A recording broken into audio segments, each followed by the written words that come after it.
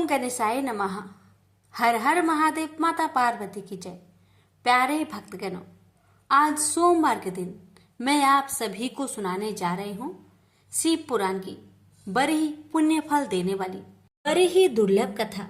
कहते हैं कि अमृत पीने वालों को लोकों में कहीं मुक्ति नहीं प्राप्त होती, किंतु भगवान शंकर के इस अद्भुत कथा का पान करने से सभी मनोकामनाएं शीघ्र ही पूर्ण हो जाती है और अंत में मनुष्य शिवलोक को प्राप्त कर लेता है। कथा को पूरा सुनिए, कथा को अधूरा ना छोड़े और दूसरे भक्तों के पास भी शेयर करें। भगवान भोलेनाथ आप सभी पर, आपके परिवार पर सदा अपनी कृपा बनाए रखे। प्रेम से बोलिए हर हर महादेव। माता पार्वती की जय। जय भोलेनाथ।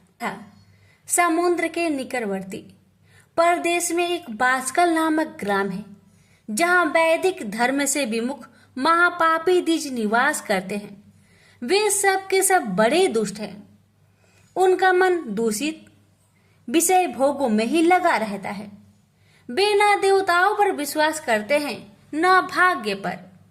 वे सभी कुटिल वृत्ति वाले हैं, किसानी करते और भांति भांति के घातक अस्त्र शस्त्र रखते हैं। वे पर स्त्री गमन करने वाले और खल है। ज्ञान वैराग्य तथा सद्मार्गों को वे बिल्कुल नहीं जानते हैं। वे सभी पशु बुद्धि वाले हैं और सदा दूषित बातों को सुनने में संलग्न रहते हैं। जहाँ के द्विज ऐसे हो, वहाँ के अन्य वर्णों के विषय में क्या कहा जाए। अन्य वर्णों के लिए लोग भी उन्हीं की भांति कुसित विचार रखने वाले, धर्म में विमुख एवं खल है। वे सदा कुकर्म में लगे रहते हैं और नित्य विषय भोग में ही डूबे रहते हैं। वहाँ की सब स्त्रियां भी कुटिल स्वभाव की, स्वेच्छाचारिणी, पापासक्त, कुतिसक्त, विचार वाली और वैभवचारिणी है। वे सद्व्यवहार तथा सदाचार से सर्वथा शून्य है। कुजनों के निवास स्थान उस बासकल नामक ग्राम में किसी समय एक बिंदुक नामधारी ब्राह्मण रहता था। वह बड़ा अधम था। वह दुरात्मा और महापापी था। यद्यपि उसकी स्त्री बड़ी सुंदर थी, तो भी वह कुमार्ग पर ही चलता था। काम वासना से कुलुषित वह वैश्यगामी था। उसकी पत्नी का नाम चंचूला था। वह सदा उत्तम धर्म के पालन में लगी रहती थी, तो भी उसे छोड़कर वह दुष्ट ब्राह्मण कामशक्त होकर वैश्यगामी हो गया था। इस तरह कुकर्म में लगे हुए उस बिंदु के बहुत वर्ष व्यतीत हो गए। उसकी स्त्री चंचुला काम से पीड़ित होने पर भी, स्वधर्म नाश के भय से कलेश सहकर भी दीर्घ काल तक धर्म से भ्रष्ट नहीं हुई, परंतु दुराचारी पति के आचरण से प्रभावित होने के कारण कामप्रीत हो आगे चलकर वह स्त्री भी दुराचारी हो गई। भ्रष्ट चरित्र वाली वह कुमार्गिनी अपने पति की दृष्टि बचाकर रात्रि में चोरी छिपे अन्य पापी जार पुरुषों के साथ रमन करने लगी। हे मुने, एक बार उस ब्राह्मण ने अपनी उस दुराचारिणी पत्नी चंचुला को कामासक्त हो परम पुरुष के साथ रात्रि में संग गरगत करते देख लिया। उस दुष्ट तथा दुराचार में आसक्त मान वाली पत्नी को रात्रि में पुरुष के साथ व्यभिचारत देखकर क्रोध पूर्वक वेग से दौड़ा। उस दुष्ट बिंदु को घर में आया जानकर वह कपटी व्यभिचारी तेजी से भाग गया। तब वह दुष्ट आत्मा बिंदुक अपनी पत्नी को पकड़कर उसे डांटता हुआ मुक्कों से बार बार पीटने लगा।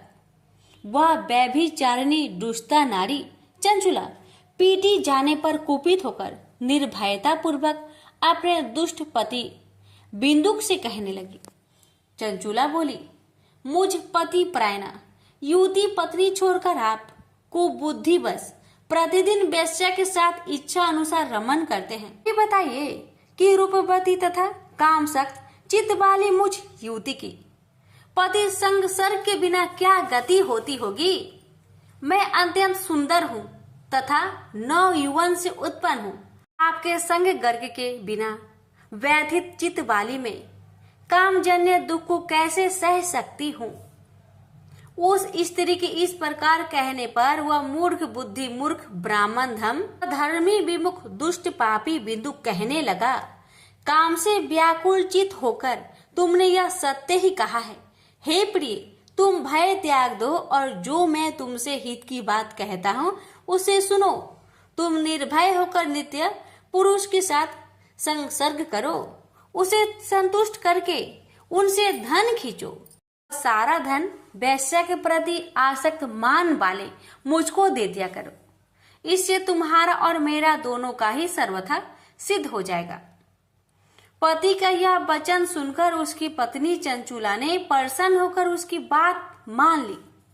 उन दोनों दुराचारी पति पत्नी इस प्रकार समझौता कर लिया तथा वे दोनों निर्भय चित्त से कुकर्म में लीन हो गए। इस तरह दुराचार में डूबे हुए उन मूर्ख चित्त वाले पति पत्नी का बहुत सा समय व्यर्थ बीत गया।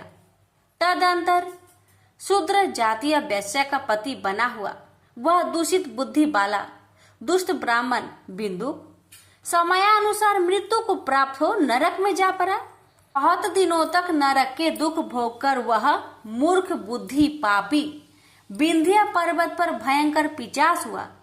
इधर उस दुराचारी पति बिंदु के मर जाने पर वह मूर्ख हृदय चंचुला बहुत समय तक पुत्र के साथ अपने घर में ही रही। इस प्रकार प्रेम पूर्वक कामसक्त होकर जारों के साथ विहार करती हुई उस चंचुला नामक स्त्री का कुछ यौवन समय के साथ ढलने लगा। एक दिन देवयोग से किसी पुण्य पर्व के आने पर वह स्त्री भाई बंधुओं के साथ गोकर्ण क्षेत्र में गई।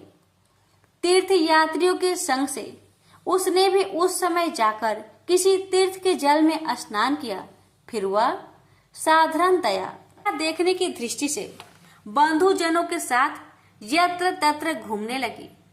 घूमती घामती किसी देव मंदिर में उसने एक देवज्ञ ब्राह्मण के मुख से भगवान शिव की परम पवित्र एवं मंगलकारिणी उत्तम पौराणिक कथा सुनी। कथावाचक ब्राह्मण कह रहे थे कि जो स्त्रियां पुरुष के साथ व्यभिचार करती है वे मरने के बाद जब यमलोक में जाती है तब यमराज के दूत उनकी योनि में तपे हुए लोहे का परिघ डालते हैं।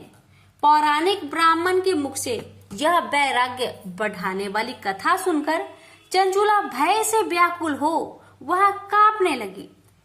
जब कथा समाप्त हुई और लोग वहां से बाहर चले गए तब वह भयभीत नारी एकांत में शिव पुराण की कथा बाँचने वाले उन ब्राह्मण से कहने लगी, ब्राह्मण, मैं अपने धर्म को नहीं जानती थी, इसलिए मेरे द्वारा बड़ा दुराचार हुआ है।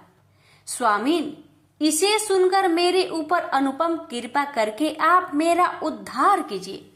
हे प्रभु, मैंने मूर्ख बुद्धि के कारण घोर पाप किया, कामांध होकर अपनी संपूर्ण युवा अवस्था वैभवचार में बिताई है। आज वैराग्य रस से ओतप्रोत आपके इस प्रवचन को सुनकर मुझे बड़ा भय लग रहा है। मैं कांप उठी हूँ और मुझे इस संसार से वैराग्य हो गया है। मुझ मूर्ख चित्त वाली पापिनी को धिक्कार है। मैं सर्वथा निंदकों के योग हूँ। मैं कुत्सित विषय में फंसी हुई हूँ और अपने धर्म से विमुख हो गई हूँ। थोड़े से सुख के लिए अपने हित का नाश करने वाला तथा भयंकर कष्ट देने वाला घोर पाप मैंने अनजाने में ही कर डाला है। हाय, न जाने किस किस घोर कष्टदायक दुर्गति से मुझे पड़ना पड़ेगा और वहां कौन बुद्धिमान पुरुष कुमार्ग में मन लगाने वाली मुझ पापनी का साथ देगा। मृत्यु काल में उन भयंकर यमदूतों को मैं कैसे देखूंगी जब वे बलपूर्वक मेरे गले में फंदे डालकर मुझे बांधेंगे। तब मैं कैसे धीरज धारण कर सकूंगी। नरक में जब मेरे शरीर के टुकड़े टुकड़े किए जाएंगे उस समय विशेष दुख देने वाली उस महायातनाओं को मैं वहां कैसे सहूंगी। दुख और शोक से ग्रस्त होकर मैं दिन में सहज इंद्रिय व्यापार और रात्रि में नींद कैसे प्राप्त कर सकूंगी। हाय, मैं मारी गई, मैं जल गई, मेरा हृदय विदीर्ण हो गया और मैं सब प्रकार से नष्ट हो गई, क्योंकि मैं हर तरह से पाप में डूबी रही हूं। हाय विधाता, मुझ पापनी को आपसे हठात ऐसी दुर्बुद्धि क्यों दे दी, जो सभी प्रकार का दुख देने वाला स्वधर्म से दूर कर देती है। हे दीज, सूल से विदा हुआ व्यक्ति ऊंचे पर्वत शिखर से गिरने पर जैसा घोर कष्ट पाता है, उससे भी करोड़ गुना कष्ट मुझे है। सैकड़ों अश्वमेघ यज्ञ करके अथवा सैकड़ों वर्षों तक गंगा स्नान करने पर भी मेरी घोर पापों की शुद्धि संभव नहीं दिखती। मैं क्या करूं, कहाँ जाऊं और किसका आश्रय लूं। मुझ नरक गामिनी की इस संसार में कौन रक्षा करेगा। हे ब्राह्मण, आप ही मेरे गुरु है, आप ही मेरे माता और आप ही मेरे पिता है। आपके शरण में आए हुए मुझ दीन अबला का उद्धार कीजिए, उद्धार कीजिए। इस प्रकार खेद और वैराग्य से युक्त हुई चंचला उस ब्राह्मण के चरण पर गिर पड़ी।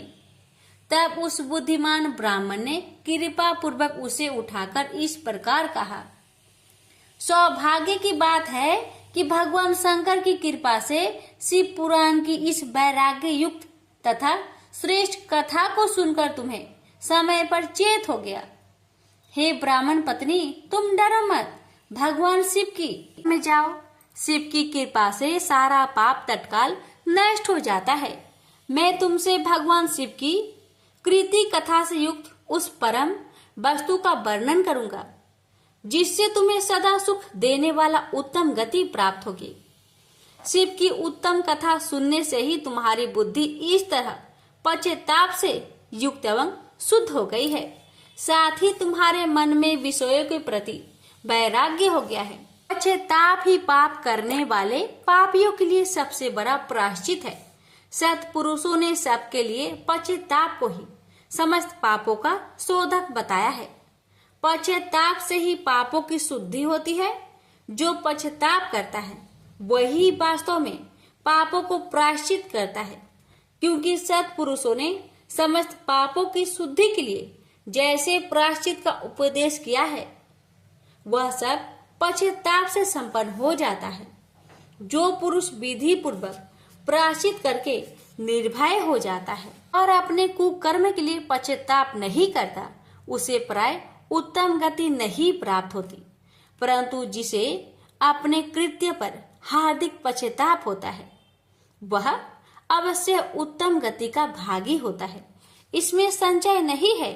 इसी शिव पुराण की कथा सुनने से जैसी चित्त शुद्धि होती है, वैसी दूसरे उपाय से नहीं होती। ऐसे दर्पण साफ करने पर निर्मल हो जाता है, उसी प्रकार इसी पुराण की कथा से चित्त अत्यंत शुद्ध हो जाता है।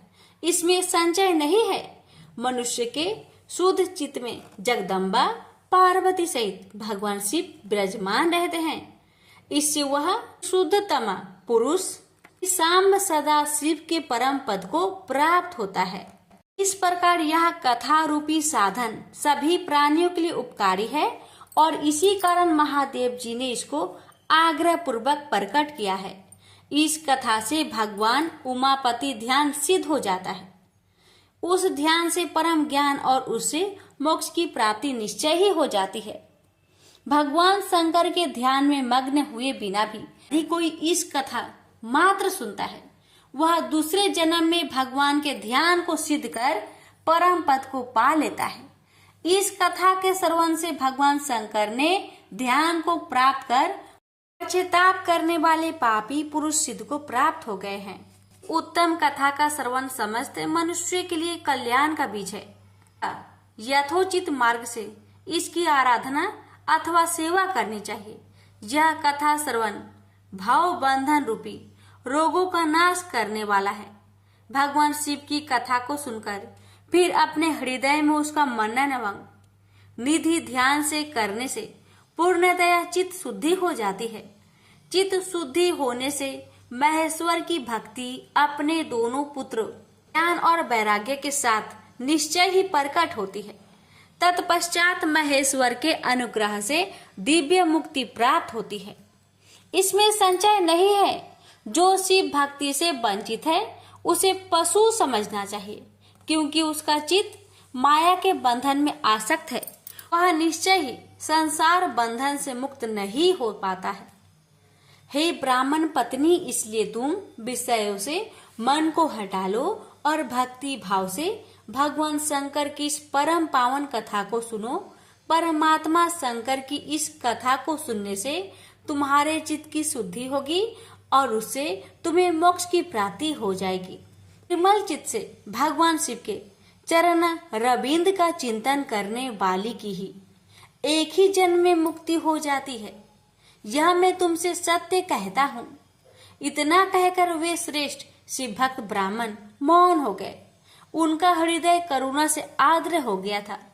वे शुद्ध चित्त महात्मा भगवान शिव के ध्यान में मग्न हो गए।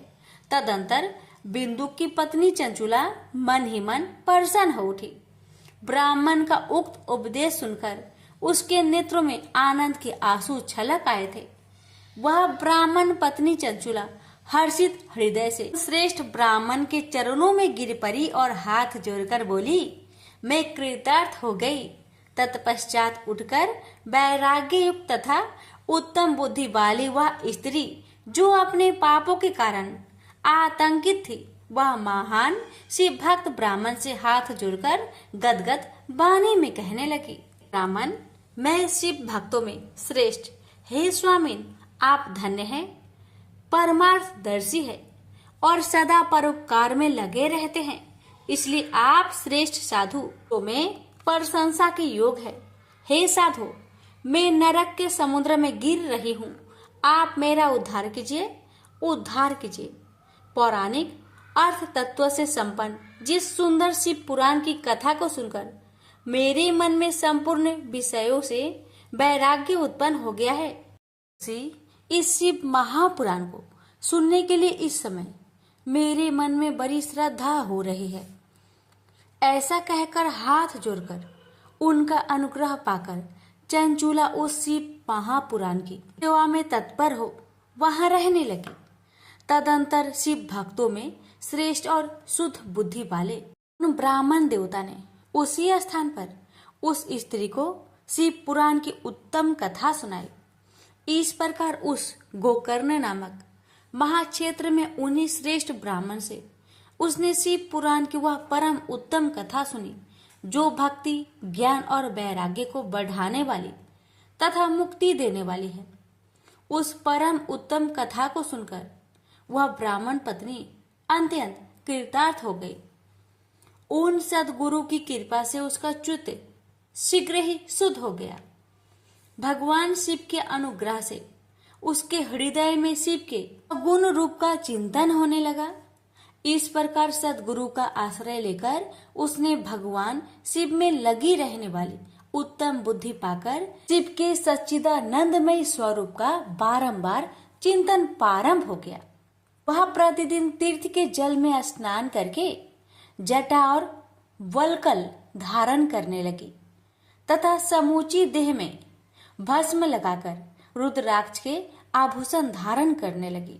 वह भगवान शिव के नाम जप में लगी रहती थी। संयमित वाणी और अल्प आहार करते हुए गुरु के बताए मार्ग से वह शिव जी को प्रसन्न करने लगी। हे शौनक, इस प्रकार शंभु का उत्तम ध्यान करते हुए उस चंचुला का बहुत सा समय बीत गया। पश्चात समय के पूर्ण होने पर भक्ति, ज्ञान और वैराग्य से युक्त हुई चंचुला ने अपने शरीर को बिना किसी कष्ट के त्याग दिया। में ही त्रिपुर शत्रु भगवान शिव का भेजा हुआ एक दिव्य विमान द्रुत गति से वहां पहुंचा, जो उनके अपने गणों से संयुक्त और भांति भांति के शोभा साधनों से संपन्न था। चंचुला उस विमान पर आरूढ़ हुई और भगवान शिव के श्रेष्ठ पार्षदों ने उसे तत्काल शिवपुरी में पहुंचा दिया। उसके सारे मल धुल गए थे। वह दिव्य रूप धारिणी दिव्यांगना हो गई थी। उसके दिव्य अवयव उसकी शोभा बढ़ाते थे। मस्तक पर अर्ध चंद्रमा मुकुट धारण किए वह गौरांगी देवी शोभाशाली दिव्य आभूषणों से विभूषित थी। वहां पहुंचकर उसने त्रिनेत्रधारी महादेव जी को देखा। ब्रह्मा विष्णु आदि देवता उन सनातन शिव की सेवा कर रहे थे। गणेश भृंगी, नंदीश, वीरभद्रेश्वर आदि गण उत्तम भक्ति के साथ उनकी उपासना कर रहे थे। उनकी अंग कांति करोड़ों सूर्य के समान प्रकाशित हो रही थी। कंठ में नील चिह्न शोभा पा रहा था। उनके 5 मुख थे और प्रत्येक मुख में 3-3 नेत्र थे। मस्तक पर अर्ध चंद्राकार मुकुट शोभा पा रहा था। उन्होंने अपने वाम अंग में गौरी देवी को बैठा रखा था, जो विद्युत पुंज के समान प्रकाशित थी। गौरीपति महादेव जी की कांति कपूर के समान गौर थी। उन्होंने सभी अलंकार धारण कर रखे थे। उनका सारा शरीर श्वेत भस्म में भसित था। शरीर पर श्वेत वस्त्र शोभा पा रहे थे। वे अत्यंत उज्जवल वर्ण के थे। इस प्रकार परम उज्जवल भगवान शंकर का दर्शन करके वह ब्राह्मण पत्नी चंचुला बहुत प्रसन्न हुई। अत्यंत प्रीति युक्त होकर उसने बड़ी तावली के साथ भगवान को बारंबार प्रणाम किया। फिर हाथ जोड़कर वह बड़े प्रेम, आनंद और संतोष से युक्त विनीत भाव से खड़ी हो गई। उसके नेत्र से आनंद अश्रुओं की अविरल धारा बहने लगी तथा संपूर्ण शरीर में रोमांच हो गया। उस समय भगवती पार्वती और भगवान शंकर ने उसे बड़े करुणा के साथ अपने पास बुलाया और सौम्य दृष्टि से उसकी ओर देखा। पति जी ने तो दिव्य रूप धारिणी बिंदु प्रिया चंचुला को प्रेम पूर्वक अपनी सखी बना लिया। उस परमानंद घन ज्योति स्वरूप सनातन धाम में अविचल निवास पाकर दिव्य सुख से संपन्न हो अक्षय सुख का अनुभव करने लगी। एक दिन परमानंद में निमग्न हुई चंचुला ने उमा देवी के पास जाकर प्रणाम किया और दोनों हाथ जोड़कर वह उनकी स्तुति करने लगी। हे गिरिजा नंदिनी, हे स्कंद माता, मनुष्यों ने सदा आपकी सेवा की है। समस्त सुखों को देने वाली हे शंभु प्रिय, हे ब्रह्म रूपिणी, आप विष्णु और ब्रह्मा आदि देवताओं द्वारा सेव्य हैं। आप ही सगुना और निर्गुणा भी है तथा आप ही सूक्ष्म सच्चिदानंद स्वरूपिणी आद्य प्रकृतिक है। आप ही संसार की सृष्टि, पालन और संहार करने वाली है। तीनों गुणों का आश्रय भी आप ही है। ब्रह्मा, विष्णु और महेश्वर, इन तीनों देवताओं का आवास स्थान तथा उनकी उत्तम प्रतिष्ठा करने वाली परम शक्ति आप ही है। सदगति प्राप्त हो चुकी थी वह चंचुला इस प्रकार महेश्वरी पत्नी उमा की स्तुति करके सिर झुकाए चुप हो गई। उसके नेत्रों में प्रेम के आंसू उमड़ आए थे। करुणा से भरी हुई शंकर प्रिया भक्त वत्सला पार्वती देवी चंचुला के संबोधित करके बड़े प्रेम से इस प्रकार कहने लगी। हे सखी चंचुले, हे सुंदरी, मैं तुम्हारी की हुई इस स्तुति से बहुत प्रसन्न हूँ। बोलो, क्या वर मांगती हो? तुम्हारे लिए कुछ भी आदेय नहीं है। पार्वती जी के इस प्रकार कहने पर चंचुला उन्हें प्रणाम करके दोनों हाथ जोड़कर नतमस्तक हो प्रेम पूर्वक पूछने लगी। हे निष्पाप गिरिजा कुमारी, मेरे पति बिंदु इस समय कहाँ है? उनकी कैसी गति हुई है यह मैं नहीं जानती। कल्याणमयी दीन वत्सले, मैं अपने उन पति देव से जिस प्रकार संयुक्त हो सकूं कृपा करके वैसा ही उपाय कीजिए। हे महेश्वरी, हे महादेवी, मेरे पति एक क्षुद्र जातीय वैश्या के प्रति आसक्त थे और पाप में डूबे रहते थे। उनकी मृत्यु मुझसे ही पहले हो गई थी। वे न जाने किस गति को प्राप्त हुए हैं। चंचुला का यह वचन सुनकर नीति वत्सला हिमालय पुत्री देवी पार्वती ने अत्यंत प्रेम पूर्वक यह उत्तर दिया। हे सुते, तुम्हारा बिंदुक नाम वाला पति बड़ा पापी था। उसका अंतकरण बड़ा ही दूषित था। वैश्या का उपभोग करने वाला वह महामूर्ख मरने के बाद नरक में पड़ा। अनगिनत वर्षों तक नरक में नाना प्रकार के दुख भोगकर वह परमात्मा अपने शेष पाप को भोगने के लिए विंध्य पर्वत पर पिचास हुआ है। इस समय वह पिचास की अवस्था में ही है और नाना प्रकार के कलेश उठा रहा है। वह दुष्ट वही वायु पीकर रहता है और सदा सब प्रकार के कष्ट सहता है। गौरी देवी का यह बात सुनकर उत्तम व्रत का पालन करने वाली वह चंचुला उस समय पति के महान दुखों से दुखी हो गई। फिर मन को स्थिर करके उस ब्राह्मण पत्नी ने व्यथित हृदय से महेश्वरी को प्रणाम करके पुनः पूछा, महेश्वरी, हे महादेवी, मुझ पर कृपा कीजिए और दूषित कर्म करने वाले मेरे उस दुष्ट पति का आप उद्धार कर दीजिए। हे देवी, कुत्सित बुद्धि वाले मेरे उस परमात्मा पति को किस उपाय से उत्तम गति प्राप्त हो सकती है, यह शीघ्र बताइए, आपको नमस्कार है। उसकी यह बात सुनकर भक्त वत्सला पार्वती जी अपनी सखी चंचुला से प्रसन्न होकर ऐसा कहने लगी, तुम्हारा पति यदि शिव पुराण की पुण्यमयी उत्तम कथा सुने तो सारी दुर्गति को पार करके वह उत्तम गति का भागी हो सकता है। अमृत के समान मधुर अक्षरों से युक्त गौरी देवी का यह वचन आदर पूर्वक सुनकर चंचुला ने हाथ जोड़कर मस्तक झुकाकर उन्हें बारंबार प्रणाम किया और अपने पति के समस्त पापों की शुद्धि तथा उत्तम गति की प्राप्ति के लिए पार्वती देवी से यह प्रार्थना की कि मेरे पति को शिव पुराण सुनाने की व्यवस्था होनी चाहिए। तो ब्राह्मण पत्नी के बारंबार प्रार्थना करने पर शिव प्रिया गौरी देवी को बड़ी दया आई। उस भक्त वत्सला महेश्वरी गिरिजा कुमारी ने भगवान शिव की उत्तम कृति का गान करने वाले गंधर्वराज तुमरु को बुलाकर उनसे प्रसन्नता पूर्वक इस प्रकार कहा। गिरिजा बोली, मेरी मन की बातों को जानकर मेरे अभिष्ट कार्य को सिद्ध करने वाले तथा शिव में प्रीति रखने वाले हे तुमरु, मैं तुमसे एक बात कहती हूँ, तुम्हारा कल्याण हो। तुम मेरी इस सखी के साथ शीघ्र ही विंध्य पर्वत पर जाओ। वहाँ एक महाघोर और भयंकर पिशाच रहता है। उसका वृत्तांत तुम आराम से ही सुनो। मैं तुमसे प्रसन्नता पूर्वक सब कुछ बताती हूँ। पूर्व जन्म में वह पिशाच बिंदुक नामक ब्राह्मण था। वह मेरी इस सखी चंचुला का पति था, परंतु वह दुष्ट वैश्यगामी हो गया। स्नान संध्या आदि नित्य कर्म छोड़कर वह अपवित्र रहने लगा। क्रोध के कारण उसकी बुद्धि पर मूर्खता छा गई। कर्तव्य का विवेक नहीं पाता था। अभय भक्षण, सज्जनों से देश और दूषित वस्तुओं का दान लेना, यही उसका स्वाभाविक कर्म बन गया था। वह अस्त्र शस्त्र लेकर हिंसा करता, बाएं हाथ से खाता, दीनों को सताता और क्रूरता पूर्वक पराये घर में आग लगा देता था। चांडालों से प्रेम करता और प्रतिदिन वैश्य के संपर्क में रहता था। वह बड़ा दुष्ट था।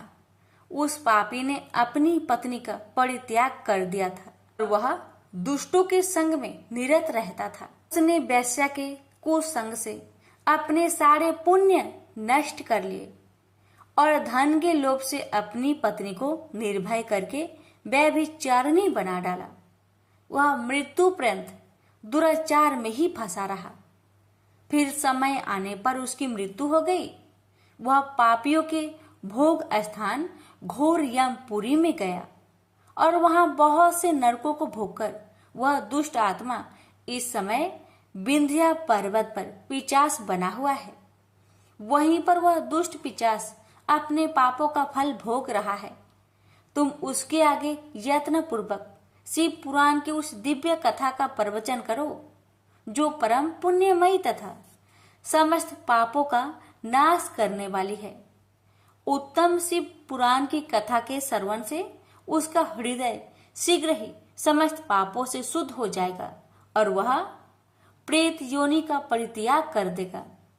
दुर्गति से मुक्त होने पर उस बिंदुक नामक पिशाच को मेरी आज्ञा से विमान पर बैठाकर तुम भगवान शिव के समीप ले आओ।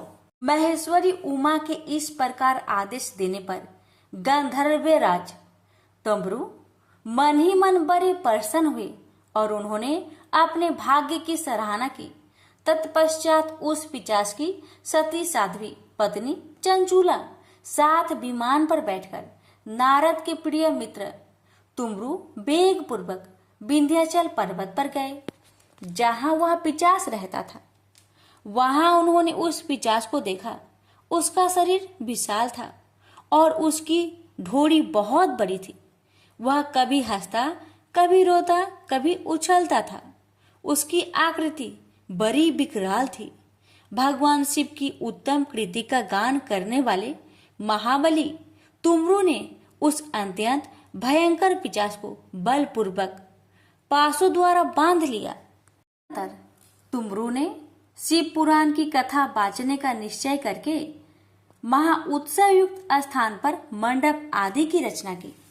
इतने में ही संपूर्ण लोकों में बड़ी वेग से यह प्रचार हो गया कि देवी पार्वती जी की आज्ञा से एक पिशाच का उद्धार करने के उद्देश्य से पुराण की उत्तम कथा सुनाने के लिए तुमरू विंध्या पर्वत पर गए हैं। तो उस कथा को सुनने के लोभ से बहुत से देवता और ऋषि भी शीघ्र ही वहां जा पहुंचे।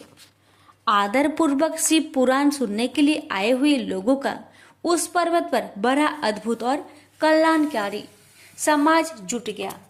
तत्पश्चात तुमरू ने उस पिशाच को पासों से बांधकर आसन पर बैठाया और हाथों में बीना लेकर गौरीपति की कथा का गान आरंभ किया। महात्म्य सहित पहली अर्थात प्रथम संहिता से लेकर 7वीं संहिता तक शिव पुराण की कथा का उन्होंने स्पष्ट वर्णन किया।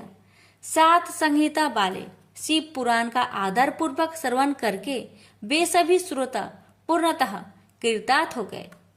उस परम पुण्यमयी शिव पुराण को सुनकर उस पिशाच ने अपने सारे पापों को धोकर उस पिशाचित शरीर को त्याग दिया। शीघ्र ही उसका रूप दिव्य हो गया। उनकी कांति गौर वर्ण की हो गई। शरीर पर श्वेत वस्त्र तथा सब प्रकार के पुरुषोचित आभूषण उसके अंगों को आशित करने लगे। वह त्रिनेत्रधारी चंद्रशेखर रूप हो गया।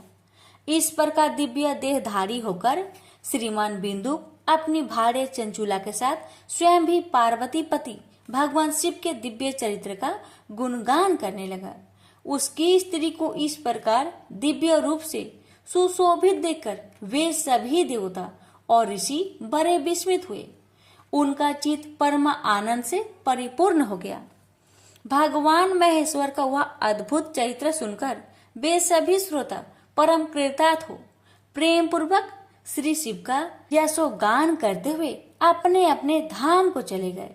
दिव्य रूपधारी श्रीमान बिंदुक भी सुंदर विमान पर अपनी प्रियतमा के पास बैठकर सुख पूर्वक आकाश में स्थित हो परम शोभा पाने लगा।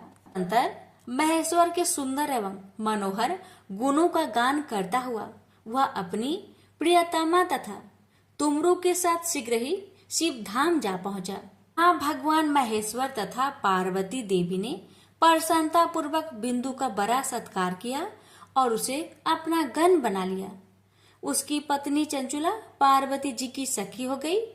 उस धनीभूत ज्योति स्वरूप परमानंदमय सनातन धाम में अविचल निवास पाकर दोनों दंपति परम सुखी हो गए। तो प्रेम से बोलिए हर हर महादेव माता पार्वती की जय। कथा को लाइक शेयर अवश्य करें। भगवान आपका सबका भला करेंगे। मनुष्य के कर्म फल का भंडार अक्षय है।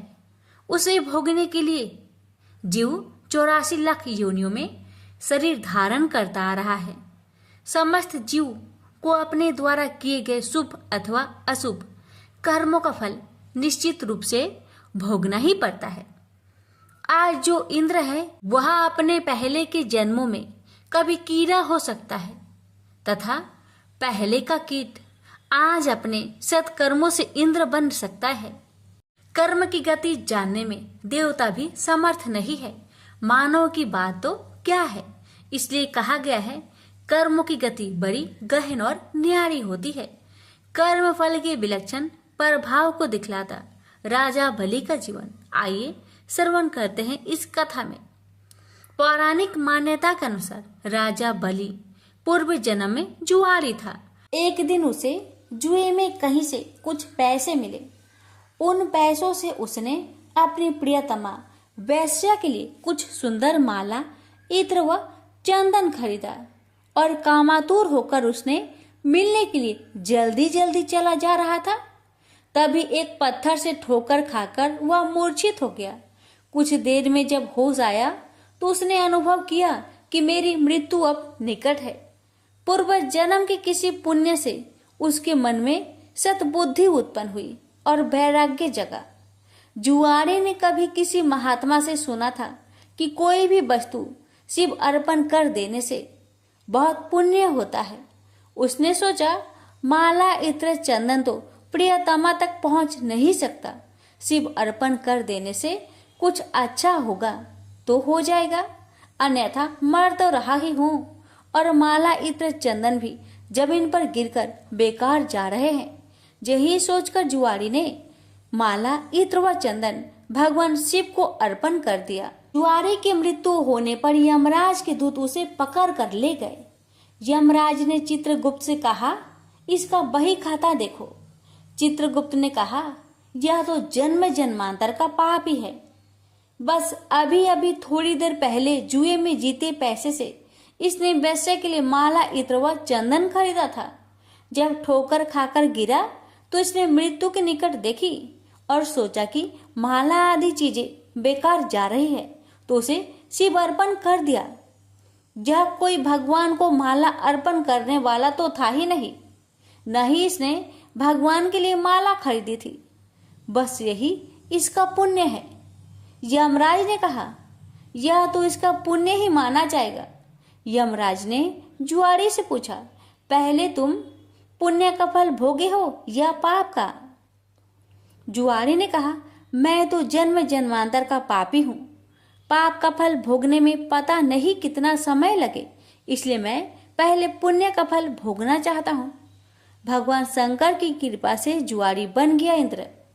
राज ने कहा, शिव अर्पण के पुण्य से तुम 3 घड़ी के लिए इंद्रलोक के मालिक बन गए हो। भगवान शिव के बिना भक्ति की आराधना से जमीन में गिरी हुई गंध पुष्प से एक महापातक को कितना बड़ा फल मिला। जो लोग श्रद्धा और भक्ति के साथ भगवान शिव को गंध, पुष्प व जल अर्पण करते हैं, उनकी आराधना करते हैं, तो उन्हें सहज मुक्ति मिलती है। उसी समय देवगुरु बृहस्पति आए और जुआरी को ऐरावत हाथी की पीठ पर बैठाकर इंद्रलोक ले गए। जुआरी जब इंद्र आसन पर बैठा, अप्सराएं नृत्य करने लगी, गंधर्व गान करने लगे। उन गंधर्वों में नारद जी भी थे। यह देखकर उन्हें हंसी आ गई। जुआरी ने कहा, इंद्र के दरबार में वे आदमी, बताओ क्यों हंसते हो? नारद जी ने कहा, जुआरी, तू जीवन प्रयत्न जुआ खेलता रहा। तूने यही सोचा कि शिव अर्पण करने से कुछ होता होगा तो हो जाएगा, न होगा तो मर तो ही रहा हूं, और माला, इत्र आदि भी बेकार ही जा रहे हैं। आज इसका परिणाम यह हुआ कि तुम 3 घड़ी के लिए ही सही इंद्रलोक के स्वामी बन गए, इसलिए मुझे हंसी आ रही है। नारद जी की बात सुनकर जुआरी के ज्ञान चक्षु खुल गए। ज्ञान की चिंगारी जब पाप के ईंधन पर गिरती है तो पाप जलते हैं। जुआरी सिंहासन से उतरा और नारद जी से कहा, गुरुदेव, अब भगवान शंकर के अलावा कोई शरण नहीं है। हम सारे इंद्र आसन पर ही तुलसी रख देते हैं। शिव के समान देव नहीं, शिव के समान गति नहीं, शिव के समान दाता नहीं है, शिव के समान योद्धा नहीं है। इतना कहकर जुआरी ने स्वर्ग की निधियों का ऋषियों को दान करना शुरू कर दिया। उसने ऐरावत हाथी, अगस्त्य जी को उच्च श्रवा नाम का घोड़ा, विश्वामित्र को कामधेनु गाय, महर्षि वशिष्ठ को चिंतामणि रत्न, गालवल जी को और कल्प वृक्ष कौंडिन्य मुनि को दे दिया। भगवान शंकर को प्रसन्न करने के लिए जुआरी ने कुछ ही देर में सारा इंद्रलोक दान कर दिया। तभी 3 घड़ी बीत गई। वह फिर यमलोक पहुंचाया गया। जब इंद्र वापस आए तो अमरावती ऐश्वर्य शून्य थी। इंद्र स्वर्ग के सारे ऐश्वर्य, एरावत हाथी, कामधेनु, परिजात पुष्प आदि को ना देखकर क्रोधित हो गए और पूछने लगे, ये सब कहाँ चले गए? तब देवगुरु बृहस्पति बोले, सब कुछ जुआरी ने दान दे डाला। बड़ी भारी सत्ता मिलने पर जो परमार्थ में न पड़कर सत्कर्म में लगे रहते हैं वे ही धन्य हैं, वे ही भगवान शंकर के प्रिय भक्त है। इंद्र स्वर्ग की निधियों को वापस लाने में अपने कार्य को सिद्ध करने के लिए देवगुरु बृहस्पति को लेकर यमराज के पास समयनी पूरी पहुंचे और जुआरी की शिकायत करने लगे। यमराज ने जुआरी से अपना पक्ष रखने को कहा। जुआरी ने कहा, हमको जो करना था हमने कर लिया, अब आपको जो करना हो वह आप कर लो। यमराज ने इंद्र से कहा, आप बूढ़े हो गए हैं किंतु अभी तक आपके राज्य से संबंधित आसक्ति दूर नहीं हुई है। जुआरी का पुण्य आपके 100 यज्ञों से ही कहीं महान है। जाइए ऋषियों के चरणों में पड़कर या धन देकर अपने रत्न लौटा लीजिए। यमराज ने जुआरी से कहा, दान का पुण्य भूलोक में ही होता है, स्वर्ग में दान नहीं करना चाहिए, इसलिए तुझे नरक की यातना भोगनी ही होगी। तब चित्रगुप्त ने यमराज से कहा, इसने भगवान शिव के नाम पर ऐसे उत्तम ऋषियों को इतनी बहुमूल्य वस्तुएं दी है, तब इसे नरक की यातना क्यों भोगनी पड़ेगी? शिव के नाम पर स्वर्गलोक, मृत्युलोक या कहीं पर भी कुछ दिया जाए तो उसका अच्छा फल मिलता है। इसके जितने भी पाप थे वे सब भगवान शिव के प्रसाद से भस्म होकर पुण्य में परिणित हो गए हैं। यमराज सोचने लगे, अब ये जुआरी नरक नहीं जाएगा, अब तो यह इंद्र ही होगा, क्योंकि इस बार तो इसने विधिवत पूरा इंद्र लोक ही दान कर दिया है। उसी पुण्य के प्रभाव से वही जुआरी अगले जन्म में महान भक्त प्रहलाद का पुत्र राजा बलि हुआ। यहाँ पर भी वह पूर्व जन्म के शिव पूजन के पुण्य से इतना त्यागी हुआ कि गुरु शुक्राचार्य के मना करने पर भी उसने भगवान वामन को अपना सर्वस्व समर्पित कर दिया। वामन भगवान राजा बाली से बोले, हम तुम्हें क्या दे? बाली ने कहा, भगवान हमारी जिधर भी दृष्टि जाए उधर हम आपका ही दर्शन करें। राजा बलि की बैठक के 52 दरवाजे हैं। भगवान ने सोचा, न जाने किस दरवाजे पर बाली की दृष्टि चली जाए। यही सोचकर 52 दरवाजे पर शंख चक्र गदा पद्म धारण किए हुए ब्रह्मांड के स्वामी पहरेदार के रूप में विराजमान हो गए। कोई भी याचक राजा बलि के द्वार पर कुछ मांगने जाता है तो उनके द्वार पर विराजमान भगवान विष्णु स्वयं उन्हें मुंह मांगी वस्तुएं देते हैं।